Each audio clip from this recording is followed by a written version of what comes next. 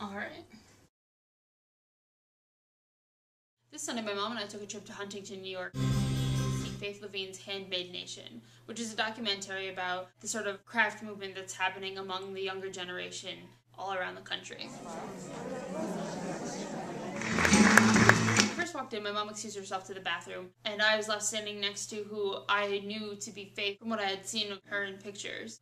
I awkwardly said, Faith? And I introduced myself and told her I loved her work, and then I excused myself to the bathroom because I felt very awkward. There was a mini craft fair happening along with the documentary screening, and so my mom and I went in and we poked around and checked out some things.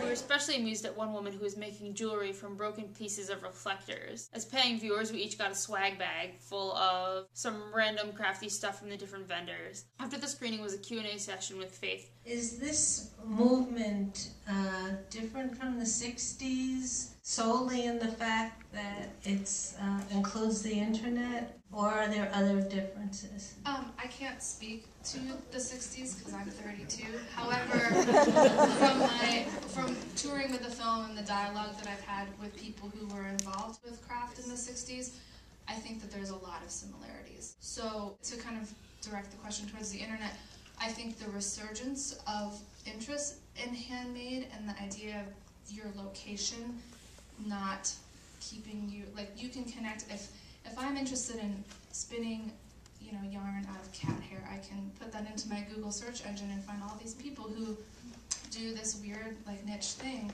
and have a community online based around this weird thing that I'm interested in. So because location doesn't kind of hinder you anymore, I think that it's just allowed people, the interest and that viral, contagious excitement of making things by hand and supporting the arts just to grow. Also, green being a trend has really helped the handmade movement in this generation, and being able to sell your work online and not having to have a physical space. I can live rurally and sell my work online, and people can buy it internationally. And at some point, it started to feel like she was being attacked. One man raised a question as to whether or not this movement was going to save the world. And someone asked her a question about the older generation, sort of accused her of excluding them. You seem to have all young people in this film. Are there any old people who got involved in the Indian movement? My point for making this film was to show that young people are going back to being interested in these traditional methods. So the whole point of this film for me was to capture a younger generation. It was never to say that there wasn't older people who had been making things for a number of years. So my objective with this documentary was to only capture younger people working within this community. On our way back home, we stopped at a taqueria and went into Brooklyn, and this craft fair was happening in Brooklyn, which happens every Saturday and Sunday. We walked around and checked out the different vendors. I was especially smitten with this one t-shirt. I heard some girls talking about Etsy and all the great things about it, but quite honestly, nobody buys my stuff on Etsy. I've had one person custom order some earrings. I've sold some vintage patterns, and then besides that, any other contact I have on there is from people who know me in real life.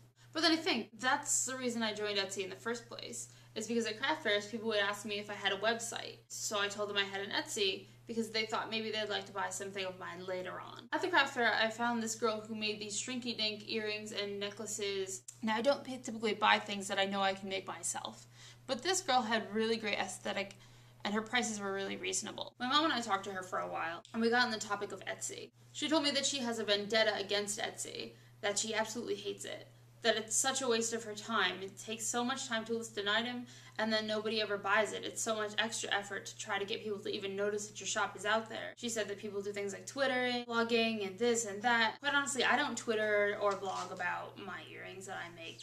If you want them, they're there. It was actually quite a relief to hear her say that. I really like the idea of Etsy, and I see people selling lots of things. I sell plenty of stuff at craft fairs, and I try to spread the word that I have this little shop. But then nobody cares, and it's just not worth my effort. Do you Etsy? What's been your experience? Let me know in a comment below. Post a video as a response. And what's your Etsy username? Surprise, surprise, I'm ChateauOfADoubt.